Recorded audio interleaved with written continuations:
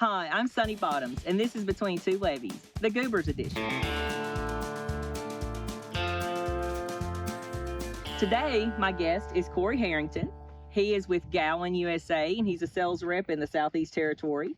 Thank you for being with me, Corey. Glad to be here. Been riding around with you a couple of days, and you were showing me all of the veggie crops around and peanuts and all.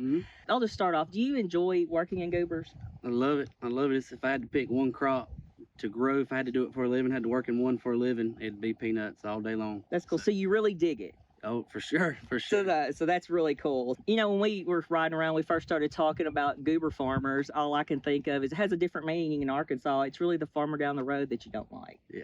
So it took a little bit of time to get the terminology down. So we were talking about all the pests that affect peanuts, and it seems like the major pest issue with peanuts are diseases. Yeah, I would say so. We deal with insect pests. We deal with a variety of insect pests and saying that. So not to leave them out, but Yeah. I think when you talk peanuts in general, you know, people's minds tend to wander towards or venture towards the disease side of things. It's something we have to do preventatively rather than reactively, which is what, you know, tend to do with the insecticides. Well, then, could you give me an idea on what a typical spray regimen would be like in peanuts? So in peanuts, we typically start thinking about spraying for diseases somewhere in the ballpark of 30 to 45 days after planting. More so as we have more and more fungicides coming out, better fungicides, we probably are leaning more towards that 45-day timing. And then when we start at 45 days after planting, we stay on generally a 10 to 14-day interval of That's spraying a a lot of fungicide spraying. thereafter. So yeah, generally, you know, 6 to 8 applications is probably an average program, and that can consist of, you know, variety of products. Right. So I mean, there's a And lot what of are the options. typical diseases that you're trying to control? Probably there's two main diseases we tend to focus on in growing a successful peanut crop.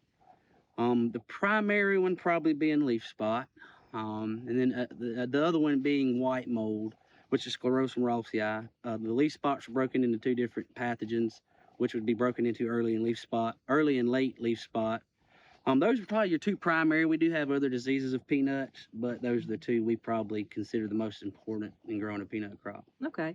As far as Gowan products, where do they fit in the spray That's a good question. program? So where we tend to fit with Gowan, it was with a product called Domark, as many of you know. The reason we've been able to have success with this product is because of its flexibility in the peanut market. We're not locked into any specific timing. We can go early, we can go late, we can go in the middle of the season. Generally, we're thought of as an early and late season product, kind of get out early, do our work, and then finish off the season with our product. But we also have a fit in that middle season time frame when we start thinking about some of these soil-borne diseases and some of the products that we spray in peanuts that have only activity on these soil-borne diseases, like the white mold that I mentioned. A lot of those products need a kicker, you know, to add that leaf spot activity that they're not getting, and that's where Domark, you know, tends to fit well and gives, you know, the flexibility. It's easy to use, simple to use, not too much to it. So That's great information, Corey. Well, I really appreciate it, and hopefully all of our goober growers out there will find this information useful. Thank you. awesome, glad to be here. Thank you.